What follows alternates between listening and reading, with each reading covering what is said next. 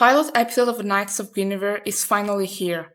The creepy yet adorable teaser had already caught my interest, but what convinced me to watch the pilot was the creator's name, Dana Terrace. In case you don't know, she had previously worked on another show, The Owl House, which I consider among the best modern shows, and in case you haven't seen it, I strongly recommend it. Without further ado, let's dive into Knights of Guinevere.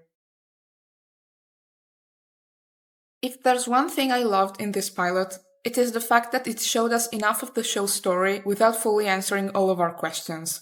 We know Olivia had some sort of illness that led her to build Guinevere, but we still don't know exactly what this illness is and why she built the robot. We know it's probably not the first time Guinevere escapes, but we don't know why she did that. In a blink and you miss it moment, we see Andy has blue blood, something that will definitely come back later. The episode ends with our main characters about to repair Guinevere, but who knows what that will bring to them. It caught my attention from beginning to end, and it left me wanting more, which is exactly what a pilot episode is supposed to do. I'll start by saying that I immediately fell in love with the character of Francesca because she shares her name with one of my best friends.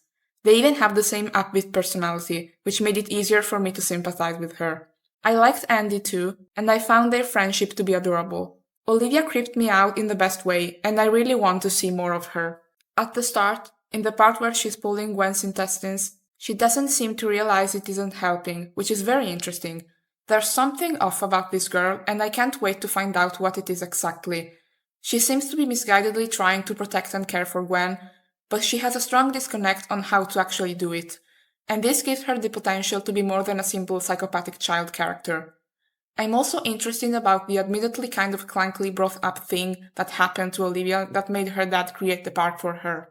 I was also positively surprised by the character of Sparky. I haven't seen anyone mention this, but this specific line of dialogue from him surprised me. This is a real chance for me! To do what? Shine some shithead shoes in a fancy tower till you choke on the fumes? Know what some nasty client affords us? A second ship. Fast one, for you. Maybe even a third. That's a whole goddamn fleet with you as a captain. I have a soft spot for harsh characters that deep down have a soft side and secretly care for another character, and Sparky gave me that impression. I hope the show explores this more. One reason I like to watch sci-fi movies or shows is that I get to experience what it's like to live in a world different from ours. And the key to creating the illusion of watching a fantasy story that feels real is to have good world building. With that said, this show's world building positively surprised me. Some characters verbally express their hatred for the park, but we also learn this through images like the ones I'm showing on the screen, and I really appreciated this choice. It's clear that the people who live on the planet hate the park. They're underpaid and stuck working for it even if they don't want to. On the contrary, tourists love it. They arrive and only see the shiny tourist bits. From what we can tell, Park Planet is the main employer of the planet, in one way or another, but people in an independent position, who own a store that isn't part of the Park Planet brand, can look down on those who work on the park. We also know there is some sort of blue blood illness. My theory is that it's somehow tied to the Guinevere robots, but I'm just speculating. Not only does the animation look amazing, and this is the first ever glitched 2D series, but the character designs look great and the lighting was gorgeous. I was consistently shocked that an indie studio could afford this. And so many moments in this felt very Owl House to me in a subtle way. Like Frankie's expression here. The character's eyes have the same shimmery pupil design as they do in the Owl House, and overall I think they just look like the Owl House characters, but with more realistic body proportions. One tiny detail I loved is that the rabbit character shown in Olivia's room reminded me of the rabbit from the movie Akira. Even that moment where Frankie hallucinates her plushies coming to life reminded me of the hospital scene from the same movie. I'm not sure if it's a reference. Maybe I'm just reading too much into it because Akira is one of my favorite movies, but I wanted to point it out. If I had to pick one thing I didn't like, it was the humor. It's not terrible, but I didn't laugh at a single joke. I don't consider this a problem though. Knights of Guinevere is classified as a psychological thriller, not a comedy. Personally, when I encounter jokes in a show, If they don't make me laugh but don't embarrass me either, I consider it a win.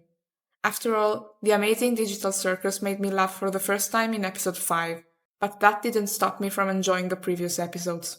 I was also weirded out when Gwen destroyed the giant robot that was after her. It was implied that this wasn't the first time she escaped, so Olivia had already sent one after her, and yet this time she destroyed it effortlessly, even if Gwen was damaged. I also found it odd that the robot lost blood, but they may address this plot point in future episodes. Then there's another thing that bothered me a bit. This show doesn't have an Italian dub. It isn't something new. Glitch's earlier shows didn't have it, and the Amazing Digital Circus, despite being their best show in my opinion, still doesn't have one. But then things began to change. When Murder Drones was added on Prime, it got an official Italian dub, and even the Gaslight District got one. And then Knights of Guinevere comes out and no Italian dub. Mind you, I'm not blaming Dana for it, because I admit I don't know how dubbing works for Glitch, but it was disappointing to click the dubbing option and see pretty much every language except mine. I just don't get why they did it. The two main characters have Italian names, but there is no Italian dub.